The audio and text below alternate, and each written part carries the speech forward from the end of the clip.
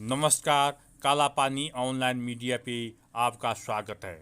भारत के सर्वश्रेष्ठ गोदी मीडिया के रूप में जीव न्यूज़ सबसे आगे है और अब वही जीव न्यूज़ नेपाल में जा पहुंचा।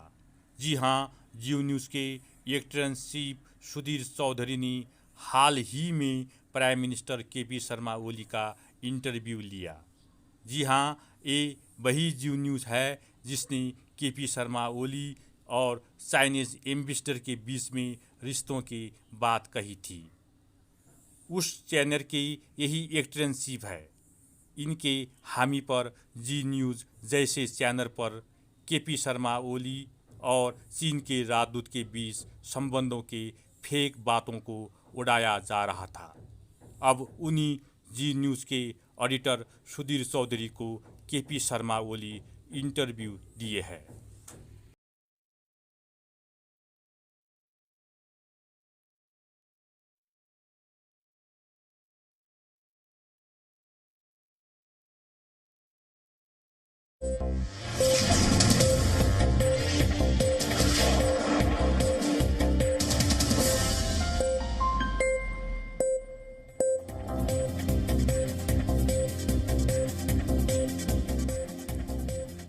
नमस्कार। इस समय हमारे साथ नेपाल के प्रधानमंत्री केपी शर्मा ओली जी हैं और भारत में और नेपाल में दोनों जगह आम लोगों के बीच में भी भारत और नेपाल के संबंधों के बारे में लगातार बातचीत होती है और ख़ास तौर पर भारत के लोग इस समय ज़रूर ये चाहेंगे कि वो ओली जी की बात सुने। तो ओली जी, आपका बहुत बहुत स्वागत है और बहुत बहुत शुक्रिया हमें ये समय देने के लिए।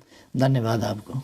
ओली जी, भारत और नेपाल हमेशा राम लक्ष्मण की तरह रहे हैं और आप तो अक्सर रामायण के बारे में बात करते रहते हैं, लेकिन अब ऐसा लगता है कि लक्ष्मण जो है वो ये कहने लगा है राम से कि अब मुझे भी बराबरी का दर्जा चाहिए और अब हम बराबरी के हिसाब से रहेंगे। ये अचानक हुआ है। ऐसा लगता है कि जैसे नेपाल के मन में कोई बात खटक रही है। जैसे अचानक से परिवार में होता है ना कि छोटे भाई को अचानक कोई बात खटकने लगती है, कुछ अच्छा नहीं लगता। तो आपको ऐसा लगता है कि भारत और नेपाल के जो संबंध हैं वो इस दौर से गुजर रहे हैं इस समय? देखिए, आपका क्वेश्चन भी बताता है कि इंडिया राम है, हम लक्ष्मण हैं। इसके कई अर्थ होते हैं। इंडिया भगवान है, हम उसके छोटे भाई हैं। इंडिया बड़ा भाई है, हम छोटे भाई हैं। मैं कहता हूँ भूगोल में, जनसंख्या में छोटे और बड़े हो सकते हैं, मगर हम हमेशा से सार्वभौम समानता की बात करते हैं।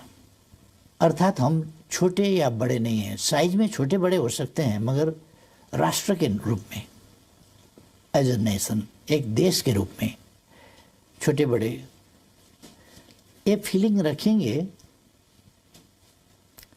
तभी बॉस होता है। इसमें जरूर कुछ प्रॉब्लम इस सेंटिमेंट में है और हम चाहते हैं कि हम दो देश, सार्वभौम सत्ता संपन्न देश, सुवरेन देश, दो पड़ोसी देश, दो पड़ोसी मित्र देश जो एक रीजन में रहते हैं, हमारा संबंधों को उसी तरह से जानना चाहिए। ये पुराने ज़माना नहीं है, ये कॉलोनियल एरा नहीं है, ये एरा स्वाधीनता का एरा है, पारस्परिक सम्मान का एरा है। एक चीज़ ये है जिसको हमें मानना चाहिए। दूसरा, हाँ, डिबेट हो रहा है, डिबेट चलता है। डिबेट ही सत्य को बाहर लाता है। वादे वादे जायते तत्वबोध। बहस ना करें तब सत्य को पता लगाना भी मुश्किल हो जाएगा। इसलिए हमारा ट्रेडिशन भी है। जब दुनिया अंधकार में थी, त्रेता युग में जनकपुर में यज्ञवल्क्य, गार्गी, अष्टवक्र वगैरह बहुत सारे ऋषियाँ और विदुषियाँ शास्त्रार्थ शास्त्र के बारे में, दर्शन के बारे में, जीवन जगत के बारे में विवादें करते थे। तब दर्शन का अभ्युदय हुआ। दर्शन यहीं से पैदा हुआ था ना। हालांकि यूरोपियन सब दर्शन का, साइंस का उद्गम अरस्तु से मानते हैं। अरस्तु तो ईसा पूर्व 600 साल के, उसे कई साल पूर्व, उसके 1500 साल पूर्व यहाँ दर्शन के बारे में चलफल होता था, विचार विमर्श होता था। इसलिए बहस होना अच्छा है, बहस स्वस्थ होना चाहिए और सत्य को पता लगाने के मकसद से होना चाहिए। तो आप कह रहे हैं कि अब आप भारत को बॉस मानने से इनकार करते हैं, उसी पर बहस है।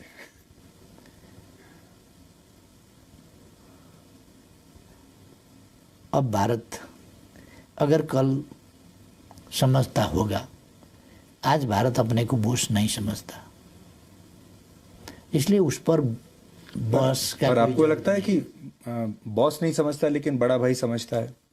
और हमारे संस्कारों में तो बड़े छोटे का हमेशा जो प्रेम बना रहता है।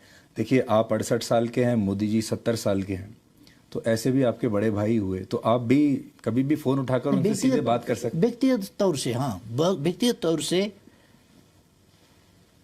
वो हमसे बड़े हैं उम्र के हिसाब से।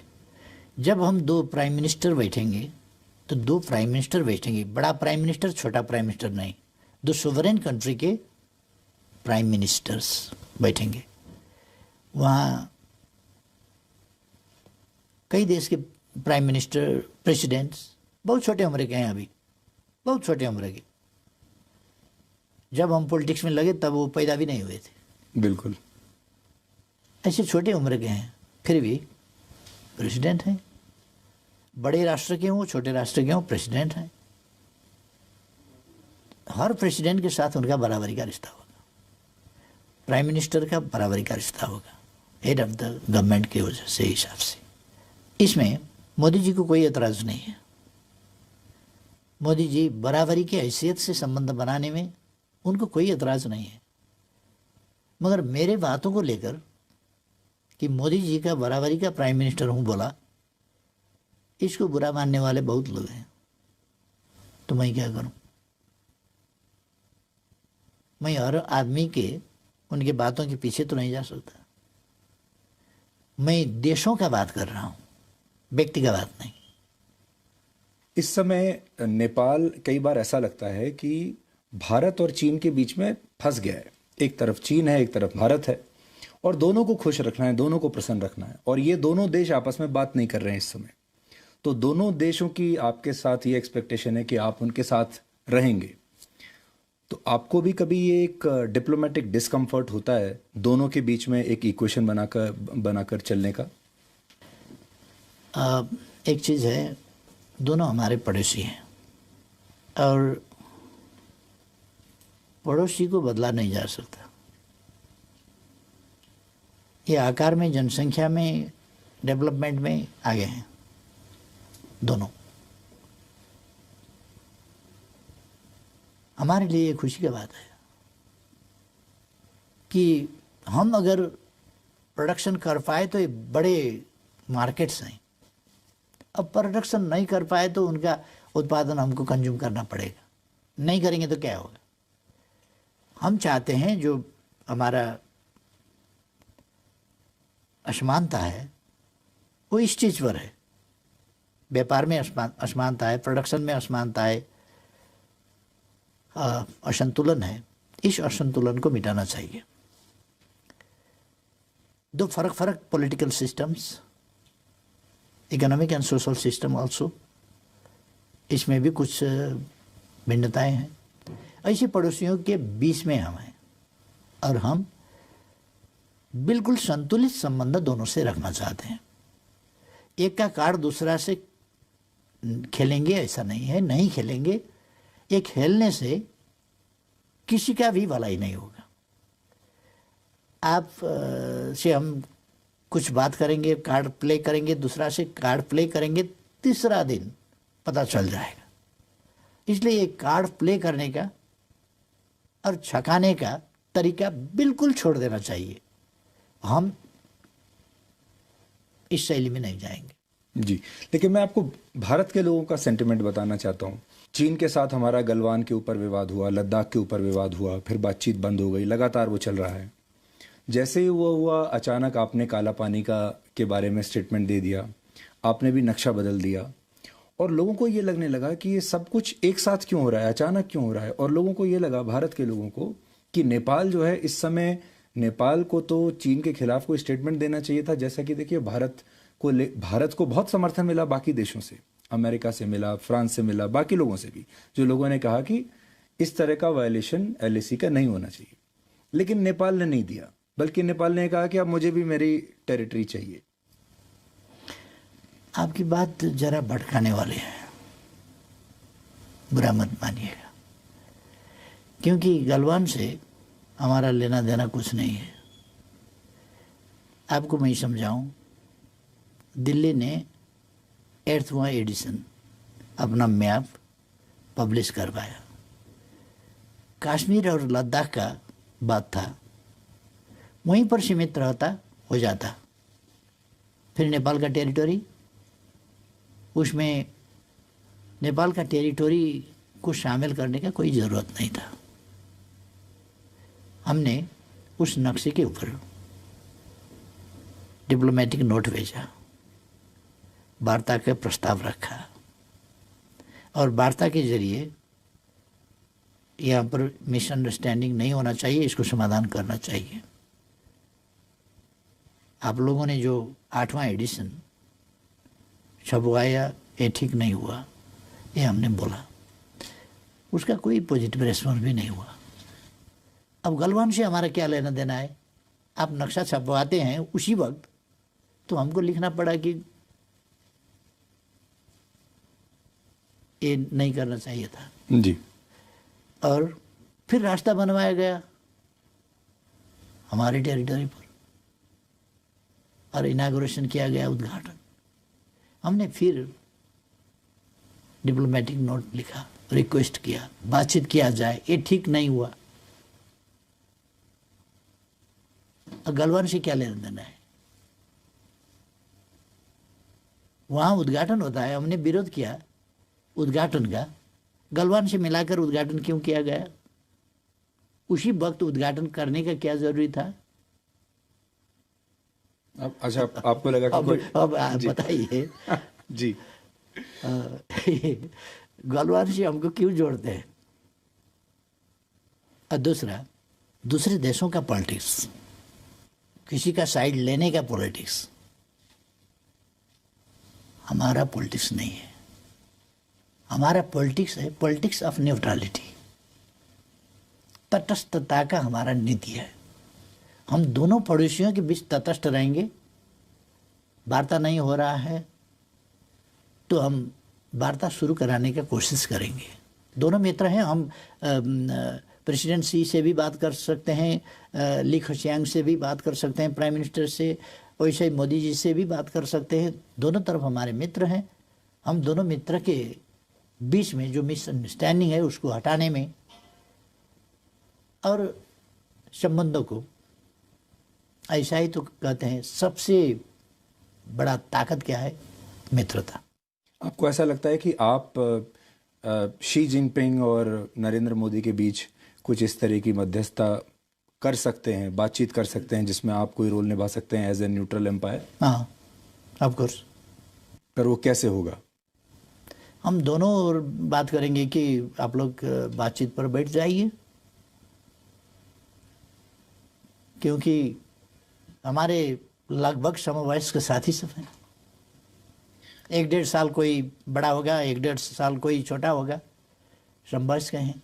लंबे समय से हम पॉलिटिक्स में हैं सब। बिल्कुल। इसलिए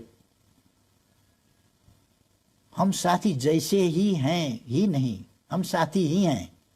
पर ये सब तो तब होगा जब आप सरकार में बने रहेंगे, क्योंकि अप्रैल और मई में चुनाव होने वाले हैं। तो चुनाव के बाद आपको क्या लगता है, आपकी दोबारा से वापसी होगी या इस बार कोई और आएगा? हाँ, आपकी प्रश्न बहुत अच्छा है। हमारा पार्टी इस बार मेजॉरिटी लाएगी, मुझे उम्मीद है। एकदम कमजोर हालत हुआ तो भी मेजर पार्टी हम ही होंगे,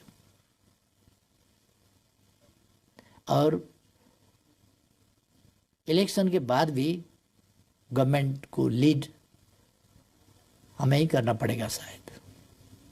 इसलिए मैं आश्वस्त करना चाहूँगा सब साथियों को कि इलेक्शन के बाद नेपाल भारत संबंध को और ऊंचाई में पहुंचाने के लिए हम और ज़्यादा कंट्रीब्यूट कर पाएंगे। मैं जो सेंटिमेंट की बात कर रहा था, और हम क्योंकि क्रिकेट तो आप देखते ही होंगे, तो भारत में लोगों को ये लग रहा था कि अगर नेपाल एक एम्पायर है और भारत और चाइना मैच खेल रहे हैं तो ये जो एम्पायर है ये बार बार भारत के खिलाड़ियों को ही ज़्यादा आउट दे रहा है, भारत के खिलाड़ियों के लिए ज़्यादा जल्दी उंगली उठा देता है, और चीन के खिलाड़ियों के लिए थोड़ा सॉफ्ट है। ऐसा नहीं है, ये एक इम्प्रेशन है, गलत इम्प्रेशन है। ऐसा कोई एविडेंस नहीं है, हो ही नहीं सकता, क्योंकि हमारे दो पड़ोसी के बीच में सौहार्द संबंध, प्रॉब्लम रहित, समस्या रहित संबंध चाहते हैं। क्योंकि एक चीज कहते हैं और उसमें से आधा हम कटा देंगे। हाथी अगर लड़े तो भी मैदान का नुकसान ही होगा, हाथी अगर मिल गए तो भी मैदान का नुकसान ये मिल गए तो भी नुकसान होगा, ये इसको हम कटा देंगे। हाथी अगर लड़ेंगे तो मैदान का नुकसान तो होगा। ए टू जॉइंट नेबर्स, ये बड़े पड़ोसी लड़ने लगे तो उसका नकारात्मक असर तो हमको पड़ेगा ही। इसलिए हम चाहते हैं कि अब एशिया का जमाना है, अपने खुद को विकास करना चाहिए। कल का विकास था दूसरा का रिसोर्स लूट कर ले जाना, दूसरा का मैन पावर, दूसरा का रिसोर्स, दूसरा का प्रॉपर्टी लूट कर धन कमाना। ये था कल का विकास का मॉडल।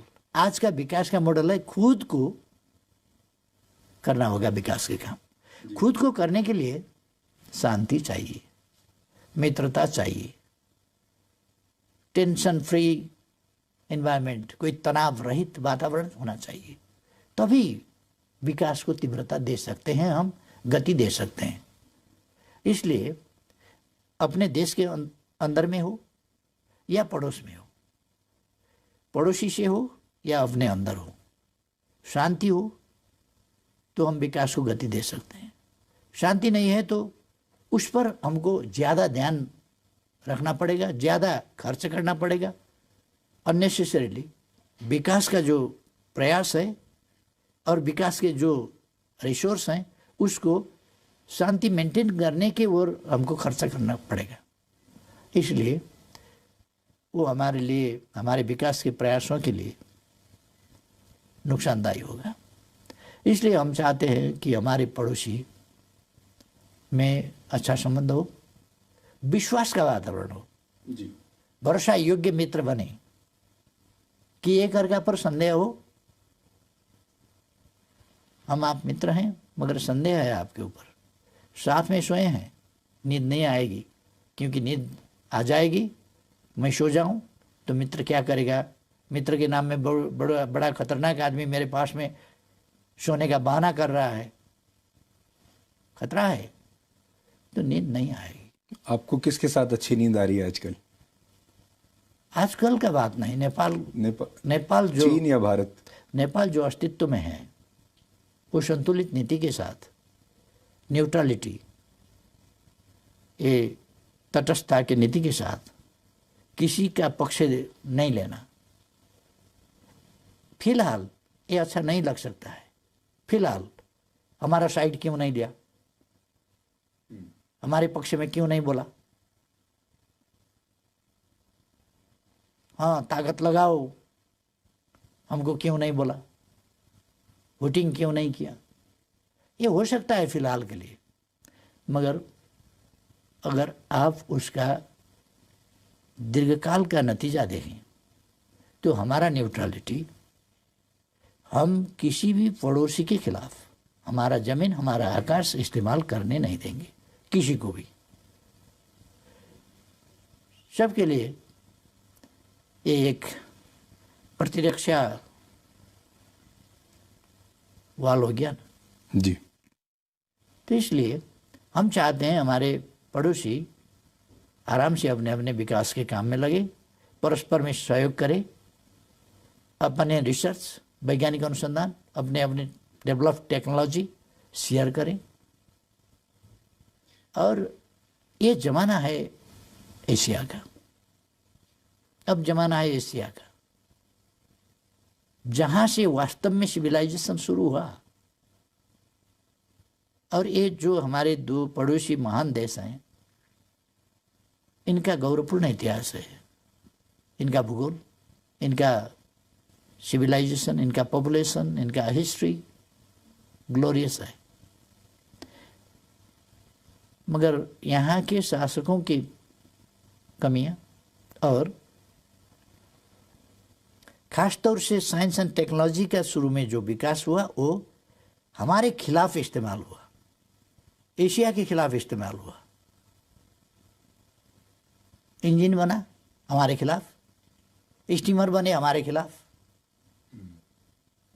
वेपन्स बने हमारे खिलाफ। ये तो टेक्नोलॉजी का विकास था, दुनिया के मानव जाति के लिए होना चाहिए था।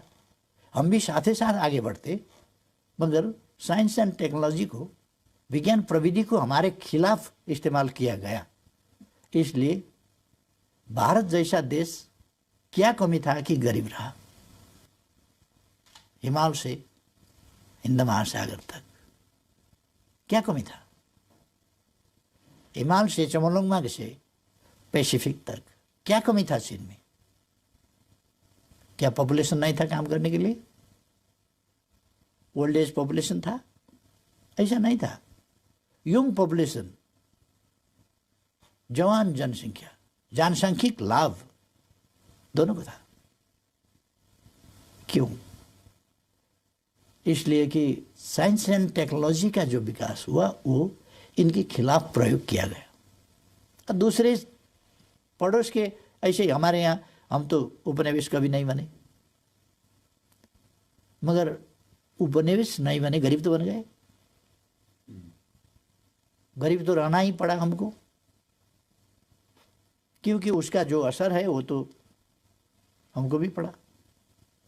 इसलिए अब वो जमाना गया।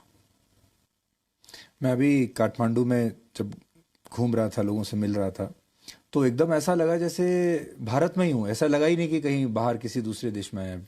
कल्चर, संस्कार, सब कुछ भारत जैसा है। भाषा, और भारत में तो कहते ही हैं कि रोटी और बेटी का रिश्ता है नेपाल के साथ। आपको ऐसा लगता है कभी कि यह रिश्ता आपका कभी चीन के साथ भी हो सकता है? ये जो भारत के साथ जो विशेष रिश्ता है, स्पेशल है, ये कभी चीन के साथ भी हो सकता है? चीन के साथ भी कभी आपके पोरस बॉर्डर्स हो सकते हैं कि कोई भी नेपाली जाके कभी भी चीन में काम कर पाए, कभी भी जाके चीन में शादी कर ले।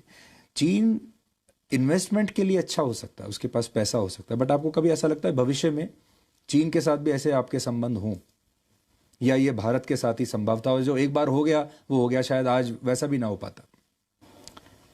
देखिए, मैंने इससे पहले का इंटरव्यू में बोला कि मैं नेपाल के बारे में ही बोल नहीं रहा हूँ। जब मैं हमारे सभ्यता का, हमारे इतिहास का बात करता हूँ, हमारे पूर्वजों का बात करता हूँ, हमारे ऋषियों का बात करता हूँ, संतों का बात करता हूँ, तो हम उत्तराखंड, ये हिमवत खंड का बात करता हूँ। हिमवत खंड दुनिया का ऐसा जगह है, ये प्रकृति का अनुपम सौंदर्य ही नहीं, ये खनिजों का खानी भी है। यहाँ का हवा पानी ऐसा है कि यहाँ के लोग ऋषि महर्षि विद्वान बन जाएंगे। मैंने कहा कुछ पहले भी कि हमारे यहाँ 3000 साल से पहले शल्य क्रिया, चिकित्सा शास्त्र का विकास हुआ था। चिकित्सा शास्त्र का इसका प्रमाण है अभी भी चरक संहिता में हम देख सकते हैं। हम शल्य क्रिया का विकास देख सकते हैं सुश्रुत संहिता में 3000 साल से पहले। बाकी दुनिया तो अंधकार में था। हमारे यहाँ नवग्रह का अवस्थिति और उनका गति, नक्षत्रों का, ग्रहों का अवस्थिति, 12 राशि हमारे पूर्वजों ने बांटा है। सारा अंतरिक्ष को बांट दिए 12 भागों में, राशियों में। और कितने नक्षत्र हैं, कितने क्या हैं, ग्रह कितना है, उपग्रह कितने हैं। और मैंने कहा कि न्यूटन ने नहीं, न्यूटन से 500 साल पहले कम से कम 16वीं शताब्दी का न्यूटन हुए कि 12वीं शताब्दी में 1150 में भास्कराचार्य ने गुरुत्वाकर्षण का सिद्धांत पता लगाया था और कैसे वृक्ष से फल जमीन पर गिरते हैं, क्यों, जिसको देखकर गैलीलियो चकमा गए थे। न्यूटन वगैरह को बहुत खोज करना पड़ा था, क्योंकि हमारा जो नॉलेज था वो विस्तार का अवसर नहीं मिला, उसको रोका गया। नालंदा क्यों जलाया गया था आपको पता है? नालंदा जलाया गया इसलिए एक सम्राट ने बीमार होने से बोला कि हमको बीमार से छुटकारा पाना है, मगर तुम्हारा औषधि हम नहीं लेंगे, धर्म के हिसाब से हम नहीं लेंगे तुम्हारा औषधि, हमको ठीक करना है आपको। तो नालंदा के ऋषियों ने, मतलब प्रोफेसरों ने आइडिया लगाया कि उनको एक मोटा सा किताब दे दी और कहे कि इसके पाने उल्टाते रहो, पाने उलटते रहो और उलटते रहो। 2-4 रोज पाने उलटते रहे, ठीक हो गए। आश्चर्य से उनसे पूछा कि हम कैसे ठीक हो गए, क्या राज है? तो उन्होंने बताया कि आपको पाने पलटाते वक्त ऐसा करना पड़ा था, क्योंकि पाने ऐसे नहीं पलटते, उसको कुछ ऐसा गिला करना होता है। तो आप उंगली जीभ पर ले जा रहे थे, पटक पटक, और पाने पलटा रहे थे। वो पाने में औषधि लगाया गया था, तो वो औषधि ऐसे करके आप ले रहे थे, उससे कुछ दिन में आपको ठीक कर दिया। तो इतना डेवलप है, ये तो खतरनाक बात हुआ। हमारा धर्म कैसे आगे जाएगा? इसको तो नष्ट करना पड़ेगा। आग लगा दो इसको। 9 लाख पुस्तकें वहाँ लाइब्रेरी में महीनों तक आग बुझे नहीं थी वहाँ। 4 साल तक। मतलब हमारे पूर्वज तब भी ऐसे थे और हमारा मेडिसिन ऐसा इफेक्टिव था। वो धरती का हम बात कर रहे हैं, धरती का इस भूखंड का बात कर रहे हैं, जिसको हमें समझना चाहिए। और आपने जो पूछा, इन सब बातों से उलझना हमें नहीं चाहिए। ये उलझने की बात है। ब्रॉड माइंडेड होना चाहिए और ब्रॉड माइंड के साथ हमें आगे बढ़ना चाहिए। आगे बढ़ना, कहाँ पर छिद्र है हमको देखना नहीं है, छिद्र में उंगली डालकर बढ़ाना नहीं है, छिद्र हमको ढूंढना नहीं है, अगर सामने आया निपटाना है, आगे बढ़ना है। तरीका हमारा ये होना चाहिए। इसलिए हम भारतीय भाइयों और बहनों को रिक्वेस्ट कर रहा हूँ कि हमें कोई असमझदारी रखने की कोई ज़रूरत नहीं है। हम 2 पड़ोसी देश हैं, आकार में छोटे बड़े हैं, मगर राष्ट्र के हैसियत से बराबर है। और इस समता के भाव से हमें आगे बढ़ना चाहिए। पिछले कुछ महीनों से जब हम आपको लगातार ऑब्जर्व कर रहे थे तो हमने ये भी देखा कि आप एक प्रधानमंत्री तो हैं, नेता भी हैं, लेकिन आपके अंदर एक हिस्ट्री का प्रोफेसर भी है, एक दर्शन का प्रोफेसर भी है। और हाल के दिनों में आपने जितने लॉजिक्स निकाले, चाहे वो काला पानी, वो भी आपने हिस्ट्री में से निकाला, वो पूरा नक्शे की बात। रामायण के बारे में आपने कहा, वो भी आपने पूरा माइथोलॉजी से और हिस्ट्री से ही निकाला। तो बहुत सारी चीज़ें आप आजकल निकाल रहे हैं। तो कई बार मुझे लगता है कि भारत के जो नेता हैं या सरकार है, उसको एक प्रधानमंत्री और सरकार से नहीं, एक हिस्ट्री के प्रोफेसर से भी डील करना पड़ेगा। तो इसलिए हिस्ट्री एक आपके साथ शायद हिस्ट्री पर भी वाद विवाद करने की ज़रूरत पड़े।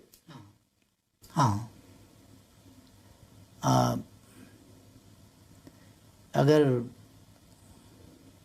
जेएनयू कुछ ऐसा डिबेट ऑर्गेनाइज करेगा तो भी ठीक होगा कि हम, हाँ, भारत में बहुत सारे विद्वान हैं, मगर जो प्रचार प्रसार होना चाहिए उनके विचारों का, उनका खोज का, उनके अनुसंधान का, और जो हमारे ग्रंथें हैं, हमारे रचनाएं हैं पूर्वजों के और आविष्कार हैं। हमारे पूर्वज ऐसे इनोवेटिव थे और ऐसे रिसर्चर थे जिन्होंने कोई ऐसा पौधे का, पेड़ों का पत्ता नहीं छोड़ा होगा जिसको सिखा नहीं किया होगा। आपने ये भी देखा होगा कि भारत में 2014 के बाद, जब से प्रधानमंत्री नरेंद्र मोदी बने, एक राष्ट्रवाद की लहर आई है, एक नया अलग माहौल बना है। क्या आपको ऐसा लगता है कि आपके नेतृत्व में आप भी वही नेपाल में करने की कोशिश कर रहे हैं कि एक देश को उसका प्राइड याद दिलाना चाहिए, उसमें एक राष्ट्रवाद की भावना डालनी चाहिए, जो भारत पश्चिमी देशों के साथ कर रहा है, जो भारत चीन के साथ कर रहा है इस समय, कि हमें भी बराबरी का दर्जा चाहिए, वही आप नेपाल के साथ कर रहे हैं और अनफॉर्चुनेटली सबसे पहले नज़र आपकी भारत पर ही पड़ गई? बात ऐसा है, आज का ज़माना ही, मैंने शुरू में ही कहा, ये औपनिवेशिकता का ज़माना नहीं है, उपनिवेशवाद का ज़माना नहीं है। कॉलोनियलिज्म का एक ज़माना था, अब वो समाप्त हो गया। उसके अवशेषों को हमें समाप्त करना है, अपने मन से, अपने मस्तिष्क से। हमें अपने राष्ट्र के, अपने राष्ट्र के उत्पत्ति के, अपने राष्ट्र के इतिहास के और अपने राष्ट्र ने क्या दिया दुनिया को, उस पर हम गर्व करते हैं कि गायत्री जो मंत्र है, गायत्री मंत्र, मंत्रों का भी मंत्र कहा जाता है, वो नेपाल के कोशी नदी के किनार में चतरा में कौशिक ऋषि ने लिखा था। मंत्रों का मंत्र, सर्वोच्च मंत्र गायत्री मंत्र कौशिक ऋषि ने कोशी के किनार में लिखा था। व्यास यहीं तपस्या करते थे। ये तपस्या ही करते थे नहीं, ये तपोभूमि तो है। तपोभूमि क्यों? ज्ञान भूमि है, ध्यान भूमि है। ध्यान का आविष्कार यहीं से हुआ था, योग का आविष्कार यहीं से हुआ था। इसलिए हमारे पास गर्व करने लायक चीजें हैं, गर्व करने के वस्तुएं हैं हमारे पास। हमारे यहाँ बहुत सारे लोग इस कॉन्सेप्ट को अखंड भारत का कॉन्सेप्ट बनाकर आगे पुश करते हैं कि अखंड भारत होना चाहिए। फिर सारे जो आसपास के जो ये पूरा इलाका है, ये संस्कार हैं, ये हमारी जो इतिहास है इतना, वो सब फिर एक अखंड भारत के कॉन्सेप्ट में आ जाएगा। आप उससे अग्री करते हैं? नहीं। प्रश्न यह है कि इतिहास पीछे नहीं जाएगी। अखंड भारत दरअसल कभी था ही नहीं, था ही नहीं। और ये कंसेप्ट, जैसे आपको बताऊं, आपने इतिहास में पढ़ा होगा, द्रुपद का देश था, विराट का देश था, जनक का देश था, उसका देश था, उसका देश था, बहुत सारे देश थे। अब से 4000 साल पहले, कम से कम हम रामायण को 7000, 9000, 12000 कहते हैं, हम 4000 साल पहले का बात करते हैं, क्योंकि मेसोपोटामिया सभ्यता ने 4200 साल पहले गाड़ी का, कैरेट का पहिया बनाया था। उसके बाद राम के पिता दशरथ के पास 10 रथ थे, अपने लिए, 4 रानियों के लिए और दूसरे अपने विद्वान लोगों के लिए। इसलिए उन्हें 10 रथ कहा गया है, 10 रथ होने की वजह से। इसका मतलब 4200 साल से इधर का हिस्ट्री है ये। इसका मतलब मेसोपोटामिया से यहाँ तक आने में, आप फैजाबाद तक कहेंगे जी, हम अयोध्यापुरी तक कहेंगे, आप यहाँ तक कहेंगे जी। हाँ, अयोध्यापुरी तक कहेंगे। इसमें फिर मेरा कोई पूर्वाग्रह नहीं है, इसमें कोई कन्फ्यूजन नहीं रहना चाहिए कि हम कोई झमेला करना चाहें, ऐसा नहीं है। हम तो बस खोज किया जाए पवित्र राम भूमि, राम का जन्मभूमि असल में जो है वही पवित्र है, उसी की मिट्टी सर में लगाने से मतलब होगा। कोई दूसरी जगह को राम जन्मभूमि कहकर मिट्टी लगाने से कोई फायदा नहीं है। कहीं ऐसा तो नहीं कि आपने हिस्टोरिकल वर्जन को डिप्लोमेसी और पॉलिटिक्स में यूज कर लिया? नहीं, मैं आपको यही सजेस्ट करना चाहता था कि हमारा हिस्ट्री जो है, एक भारत, एक भारतवर्ष। भारतवर्ष का मतलब क्या था कि ये समूचा इलाका जहाँ हजारों राज थे, तब भारतवर्ष का कहला जाता था। एक ही राज्य था भारतवर्ष, ऐसा नहीं है। भारतवर्ष कई राज्य थे और ये तो यूनिफाइड भारत। दरअसल मैं सजेस्ट करना चाहूँगा, सुझाव देना चाहूँगा कि यूनिफाइड भारत बना कब, ये सचमुच में हिस्ट्री को जानना चाहिए। कल्चरली एक बनना दूसरी बात है, मगर देश कई थे। त्रेता युग में भी कई देश थे, द्वापर युग में कई देश थे। विराट राजा का विराट दरबार, हस्तिनापुर, द्वारका, गोपालों का राज था, वहाँ यदुवंश का राज था। हस्तिनापुर में दूसरा का था, दूसरी जगह दूसरा का था, दूसरी जगह दूसरा का था। ऐसा बहुत राज्य थे। राज्य बनते थे, टूटते थे, जीता जाता था, हारा जाता था। वो समय ऐसा ही था, माइट इज राइट का जमाना था। जिसने जीता जीत लिया। कोई संयुक्त राष्ट्र संघ तो नहीं था, पीस कीपिंग फोर्स भी कोई नहीं भेजता था। तब जिसने समेटा और खदेड़ दिया। हाँ, इसलिए कभी था ही नहीं भारतवर्ष। भारतवर्ष एक हिमवत खंड का, अफगानिस्तान से लेकर म्यांमार तक, बर्मा तक का भूमि, उत्तराखंड के हिमवत खंड, ये हिमवत खंड के अंदर भारतवर्ष था। साउथ एशिया, साउथ एशिया को भारतवर्ष कहा जाता था। इसको नामकरण इसलिए रीजन को, मगर कई राज थे। अभी जैसा 7-8 देश नहीं, तब हजारों देश थे। आपको पता है 556 देश, राजे रजौटे थे इंडिया में जब ब्रिटिश आए। बिल्कुल बिल्कुल थे, और सरदार पटेल को बड़ी मेहनत करनी पड़ी।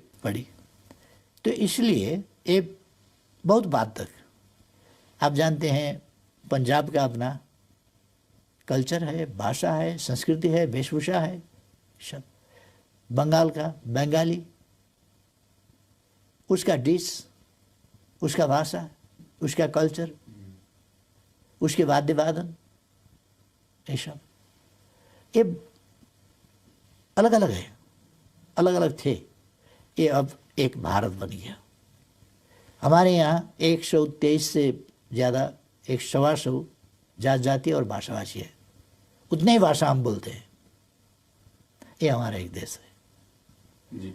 पहले यूरोप का और हमारा बनावट अलग अलग है।